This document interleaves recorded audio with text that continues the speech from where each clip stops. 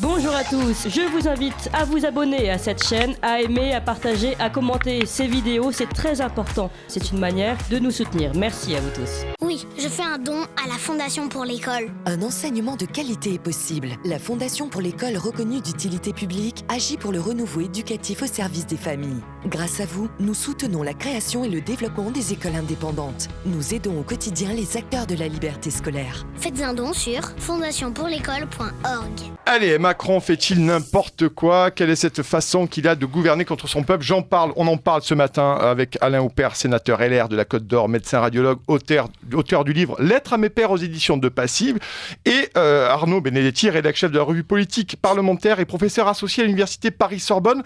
Bonjour Alain Houpert. Bonjour Nicolas. Comment allez-vous? Très bien. Bien. Bonjour Arnaud Benedetti, vous m'entendez?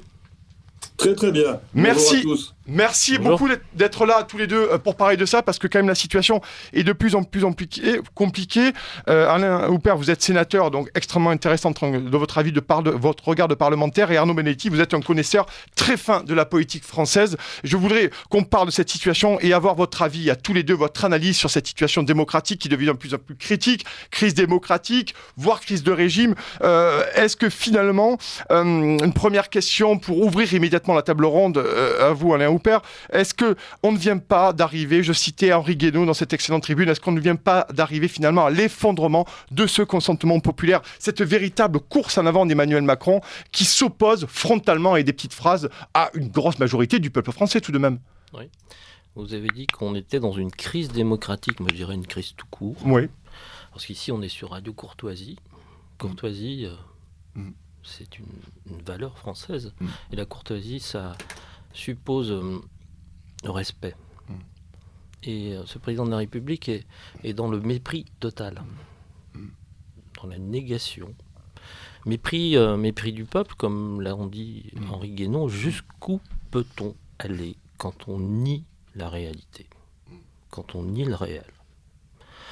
Il parlait du récit national, vous vous souvenez?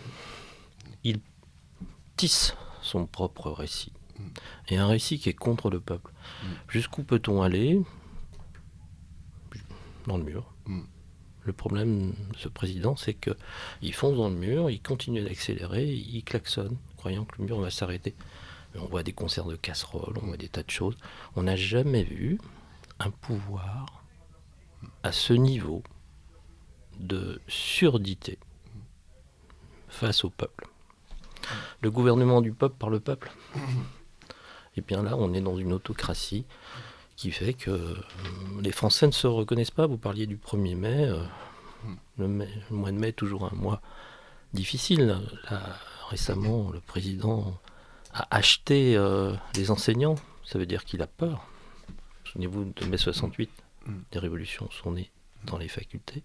Et ensuite, ce sont les ouvriers qui ont pris le relais. Donc il achète les enseignants en leur disant « Vous allez avoir en septembre une augmentation de 100 à 200 euros. » Encore des promesses, encore des paroles. Oui, parce que ça n'a pas l'air si simple quand même. Quand on commence à regarder un peu le texte et le détail, ça n'a pas l'air si simple, cette augmentation. C'est très technocratique. Nous avons un président qui a erré entre le Touquet et chez Rothschild.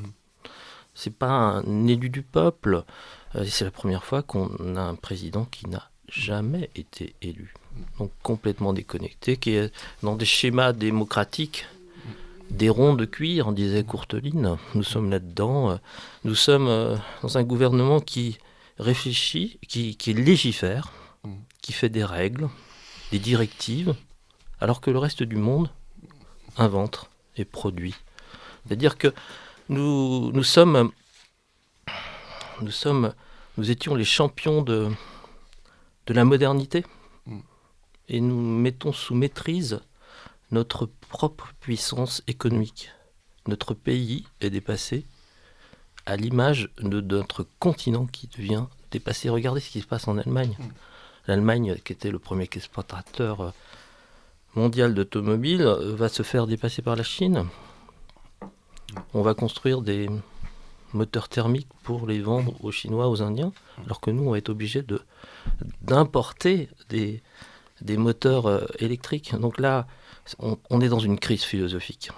On est passé du monde de Huxley, Orwell, au monde d'Ubu, Ubu-Roi. C'est-à-dire que, relisez Ubu, c'est Alfred Jarry, c'est intéressant. Et Henri Guénaud, que vous avez cité, est un homme de culture, est un homme de réflexion, quelquefois excessif comme moi dans mes paroles, parce que nous sommes guidés par l'émotion, comme vous, Nicolas. La politique, c'est l'excessif, la passion aussi. C'est la passion et c'est l'émotion. Alors, je vais donner la parole à Arnaud Benedetti et on revient vers vous. Bonjour Arnaud, merci Arnaud Benedetti d'avoir accepté mon invitation. Alors, vous avez fait un tweet extrêmement intéressant et on vous suit, qui dit « Le peuple français n'appartient pas au président de la République. Le peuple français s'appartient d'abord et exclusivement à lui-même. » Arnaud Benedetti. Oui, c'était un tweet suite à un propos de Gérald Darmanin qui expliquait que le président de la République allait à la rencontre de son peuple. Si vous voulez, pour moi, la sémantique est extrêmement importante parce qu'elle dit quelque chose sur l'état d'esprit aujourd'hui de ceux qui nous gouvernent, qui manifestement n'ont pas très bien compris ce qu'est le fonctionnement d'un régime et d'un régime républicain en l'occurrence. Mais je voudrais revenir un peu sur ce qui a été dit précédemment. Oui. C'est que, moi, ce que je pense aujourd'hui, c'est que, si vous voulez, Emmanuel Macron est un président non seulement contrarié, mais c'est aussi un président empêché. La réalité, c'est que, si vous voulez, Emmanuel Macron a été élu sur un agenda politique qui était un agenda d'adaptation de la France à la globalisation, avec des méthodes qui étaient des méthodes que je qualifierais de techno, plutôt comptables, en l'occurrence, plutôt que libérales d'ailleurs, parce que je ne pense pas que Emmanuel Macron soit libéral. Il ne l'est pas politiquement et il ne l'est pas forcément d'ailleurs économiquement. Mais il a plutôt ce logiciel-là. Et finalement, ce logiciel a été profondément perturbé, voire empêché, entravé durant le premier mandat, en raison de deux crises qui ont complètement défait finalement l'irénisme qui était le sien. La crise des Gilets jaunes d'abord, dans un premier temps, puis la crise sanitaire. Finalement, je crois qu'il est parvenu à se faire réélire, évidemment sur un malentendu. Je pense que la guerre en Ukraine a bien évidemment conforté sa réélection, mais également parce que, d'une certaine manière, il n'a pas pu mettre, vraisemblablement en raison de ses principales crises, en œuvre cet agenda-là. Et aujourd'hui, le voilà confronté à un deuxième mandat où il faut qu'il puisse, vis-à-vis de ceux qui l'ont élu, parce qu'il est quand même le représentant d'une forme de parti de l'ordre, qui est minoritaire d'ailleurs sociologiquement et même politiquement en l'occurrence, mais qui est majoritaire du fait du caractère inconciliable des oppositions. Emmanuel Macron s'efforce aujourd'hui de pouvoir finalement remettre en marche ce logiciel politique qu'il n'a pas pu véritablement décliner durant le second mandat. Et il fait une interprétation politique de la situation qui est évidemment conforme à ses prérequis idéologiques, mais qui n'est pas conforme à la réalité politique du pays. C'est-à-dire qu'il considère qu'il a un mandat. Or, il n'a pas de mandat. Le seul mandat qu'il ait, c'est celui que, finalement, les Français lui ont signifié en lui envoyant une Assemblée nationale qui était une Assemblée nationale, pour le coup, assez représentative de l'état des forces du pays et qui dispose, d'une certaine manière, d'un vrai contre-pouvoir, à condition, bien évidemment, qu'elle en use. Aujourd'hui, Emmanuel Macron s'efforce de mettre en place cet agenda. Il se confronte à la réalité d'une grande majorité de Français qui s'y opposent. Et pour revenir au propos d'Henri Guénaud, qui me semble tout à fait frappé au coin du bon sens, quand Guénaud dit « Il est évident qu'un président de la République ne peut pas contenter tout le monde ». Et c'est vrai que quand on regarde l'histoire de tous les présidents de la République sous la Ve, y compris le général de Gaulle, qui était quand même une personnalité assez clivante, d'une certaine manière. En tout cas, sa politique était clivante. Il n'avait pas toute la France derrière lui. Mais par contre, ce qui est vrai, c'est que malgré tout, un président de la République doit incarner, doit rassembler d'une certaine manière, quelles que soient nos oppositions. Et aujourd'hui, la vraie difficulté, au-delà des problèmes politiques, des politiques publiques menées par Emmanuel Macron, on en reparlera peut-être, c'est son incapacité à incarner la société française, à l'exception finalement de ceux qui le soutiennent. Donc on a, si vous voulez, un processus qui est un processus assez inquiétant et qui est révélateur de cette crise démocratique dont on parle tant depuis quelques jours. D'ailleurs, moi, ce qui m'étonne, c'est de voir la deuxième gauche aujourd'hui parler de crise démocratique. Enfin bon, il suffit de lire. Moi, j'invite vos auditeurs à lire la revue politique et parlementaire. Nous, on a des contributeurs qui en parlent depuis des années de cette crise démocratique, dont d'ailleurs Emmanuel Macron n'est pas le seul responsable. Elle a des racines beaucoup plus lointaines. Hein. Mais la vérité, c'est que ce qui est intéressant quand on entend parler de crise démocratique venant de la deuxième gauche, c'est qu'au cœur même, si vous voulez, de ce qui a constitué. C'est pour ça que cette crise est très grave pour Emmanuel Macron. C'est-à-dire au cœur même de ce qui a constitué quand même le bloc macroniste du début de 2017, la deuxième gauche, qui a joué quand même un rôle important dans l'accession d'Emmanuel Macron au pouvoir. Aujourd'hui, Emmanuel Macron ne fait même plus, j'allais dire, l'unanimité au sein de son propre bloc idéologique, et en tout cas de sa propre galaxie idéologique. Et je pense que le vrai sujet aujourd'hui pour Emmanuel Macron, sur un plan politique, au-delà de sa relation au peuple, ça va être aussi la gestion de sa majorité. Alors Arnaud Benedetti, je me permets de vous couper parce que c'est l'heure du bulletin d'information d'Adèle Rosner, et on se retrouve immédiatement après avec Alain Houpert et Arnaud Benedetti. Ligne droite. Chevalier de la table ronde. Oui, non. La table ronde. Emmanuel Macron fait-il n'importe quoi et pourquoi gouverne-t-il contre son peuple comme le pense Henri Guénaud et d'autres? Et on en parle immédiatement, la suite de la table ronde avec le sénateur Alain Houpert et Arnaud Benedetti, rédacteur en chef de la revue politique et parlementaire, professeur associé à l'université Paris-Sorbonne. Mais messieurs, on était dans une discussion extrêmement passionnante, mais je voudrais vous faire écouter, pour reprendre la deuxième partie de cette table ronde, un sonore du général de Gaulle qui me semble extrêmement intéressant, de 1969. Votre réponse va engager le destin de la France parce que si je suis désavoué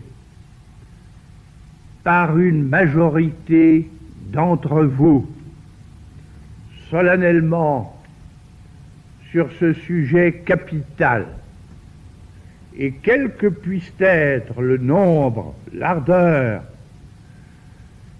de l'armée de ceux qui me soutiennent et qui de toute façon détiennent l'avenir de la patrie, ma tâche actuelle de chef de l'État deviendra évidemment impossible et je cesserai aussitôt d'exercer mes fonctions.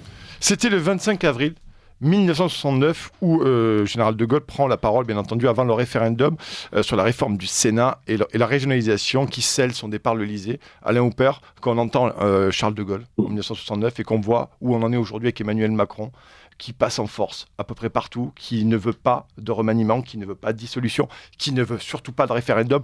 Franchement, est-ce que là, c'est pas un risque d'arriver à la fin de la légitimité politique et donc du consentement des Français à une politique, à se ranger derrière une politique commune pour le pays? On a eu le discours d'un homme d'État qui a créé cette 5e République, qu'il a créée pour que la France soit gouvernable, mais avec un sens des responsabilités. Et il a dit, à la fin du référendum, quand il y a eu le non qui a été victorieux, que sa position devenait caduque. Donc il quittait le pouvoir dignement. Donc c'est là on a affaire à un homme d'État. Et Arnaud Benedetti parlait du mandat. Les Français ont donné un mandat au président de la République. Le mandat du débat. Parce que les Français ont donné une majorité très relative au président de la République. C'est le signe qu'il fallait qu'il débatte dans une coalition. Et une coalition, c'est on se met autour d'une table ronde, et je vais prendre ça, je vais prendre vos idées, et voilà, et on va gouverner comme ça se fait en Allemagne, comme ça se fait dans beaucoup de pays. Et là, on a un président qui est dans le jusqu'au bout, et qui va encore pire, qui est dans le pourrissement de la situation, en se disant, ça va passer, avec un ministre d'Intérieur qui traite des opposants de terroristes. On n'a jamais entendu ça depuis 80 ans. Donc, j'ai l'impression que ce président n'a pas pris les habits du président de la 5e République. Pourtant, il prend les outils de la Constitution. Il prend les outils. C'est un moyen. C'est un moyen. Ouais. Mais le but de la 5e République, c'est pas de rester jusqu'au bout, c'est d'écouter le peuple. La 5e République, ça a sauvé la France, ça a permis de sortir des apories politiques de la 3e et de la 4e République et de faire ce qu'on appelle les 30 Glorieuses. C'est-à-dire que la France est devenue une puissance économique, une puissance stratégique grâce aux outils de la 5e République. Mais là, on est sur les oripeaux d'un cadavre, comme disait, nous sommes gouvernés par un cadavre actuellement. Donc, c'est difficile pour moi qui me sens l'héritier de Charles de Gaulle, parce que je me souviens quand on écoutait à la table familiale le vieux, comme on disait, tout le monde se taisait. Tout le monde se taisait. Maintenant, c'est quoi quand on écoute le président de la République, quand on regarde la télévision, on voit quoi? Des concerts de casseroles. Le président de la République, Charles de Gaulle, n'aurait jamais, puis on disait pas le président de Gaulle, on disait de Gaulle. Voilà, donc on disait Charles de Gaulle, on disait le général. La 5e République est faite pour la grandeur de la France, pour gouverner la France par un homme d'État. Et là, nous sommes dans des systèmes de manipulation, et on le voit actuellement. Vous voyez les gares que le président de la République a dit, c'est les gares. Dans les gares, on rencontre les gens qui ne sont rien. Bah oui, c'est sûr, on rencontre des gens qui ne sont rien, puis on rencontre aussi des ministres qui ne peuvent pas sortir de la gare. Qui passent par les couloirs de la gare de Lyon, notamment. Ouais. Et j'ai entendu hier que c'était pas démocratique, c'était pas civique d'accueillir un ministre comme ça. Ben non, les Français ont le droit de s'exprimer. Le droit à l'expression, c'est une des bases de notre démocratie de 1789. Nous sommes face, le problème de 1789, nous sommes face au jacobinisme, à la centralisation, et quand la centralisation est occupée par des fonctionnaires, des fonctionnaires qui ont été créés, l'ENA par le général de Gaulle, ont été créés pour servir la France et non se servir. Et nous avons un fonctionnaire, un grand administrateur qui se sert sur le dos du peuple français et qui veut imposer. C'est un président qui réforme, c'est très bien, mais ça fait... La solution, c'est pas la réforme. Et c'est pas parce que les partis aussi disent c'est la réforme, parce que les partis ont toujours dit il faut réformer, mais il y a un moment, il faut se poser et savoir ce qu'il se passe et réfléchir. Cette histoire de réforme des retraites, c'est pas parce que François Fillon avait dans son programme la réforme des retraites qu'il faut absolument la faire. Tout le monde a le droit de se tromper. Tout le monde. Mais au moins, ça c'est dit, Alain Houpert.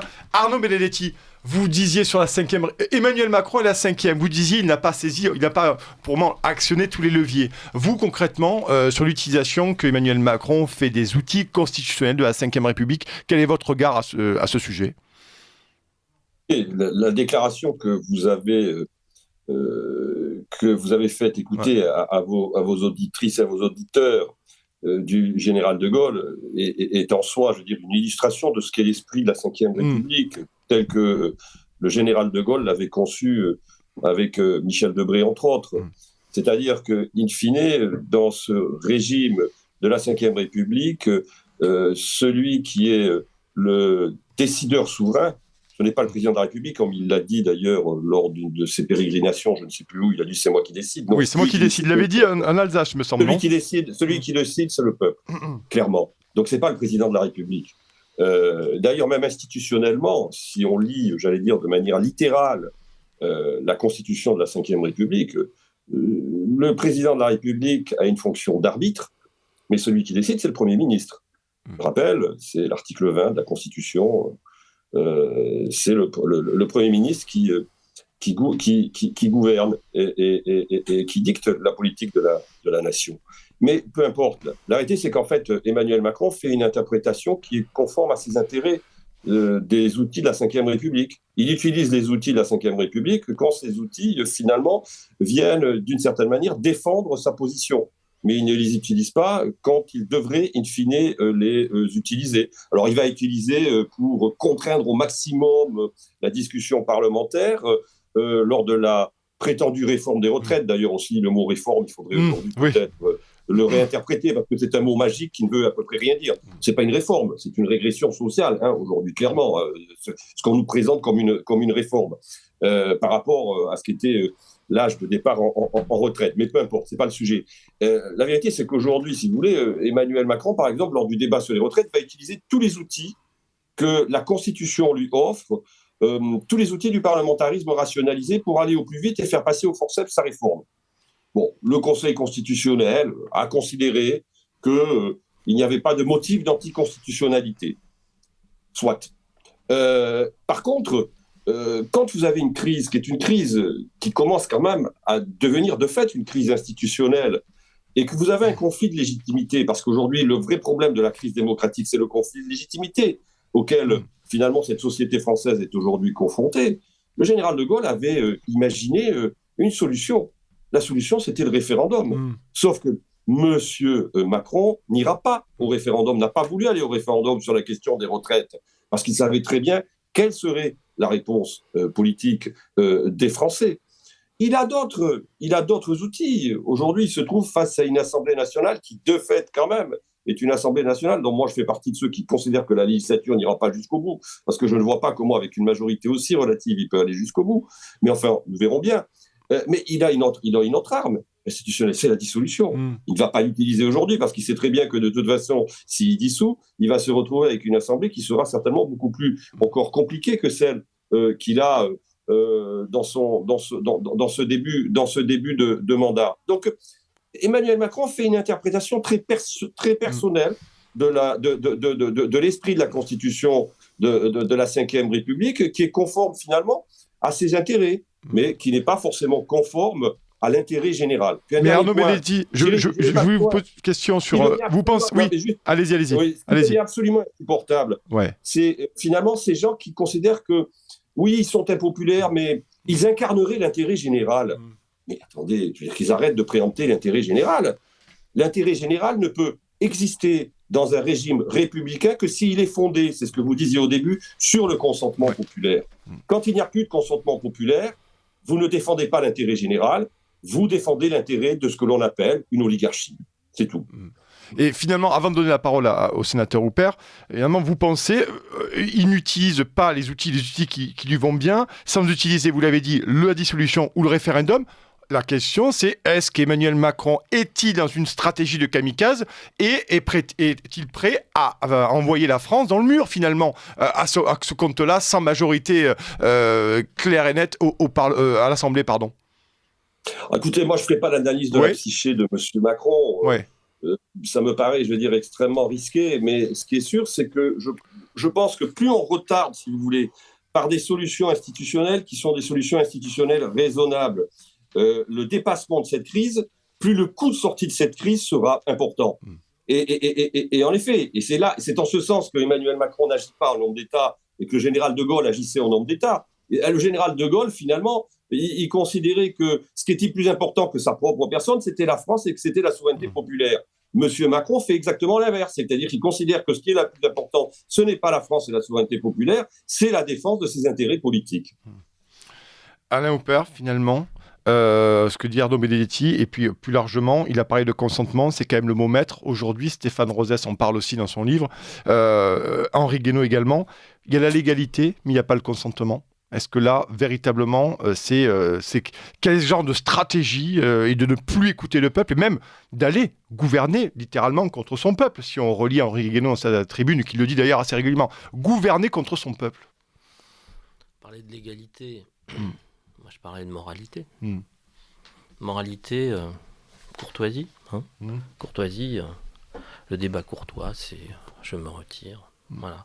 Ira-t-il jusqu'au bout ?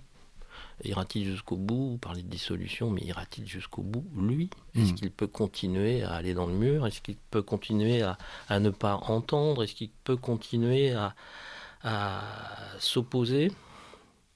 Il existe en s'opposant, quoi. Donc il a une majorité qui est il a été élu par défaut, comme beaucoup de maires. Regardez les maires écologistes de Lyon, de Bordeaux, je crois de Poitiers, ce sont des maires qui ont été élus par défaut et les habitants de ces villes le regrettent amèrement.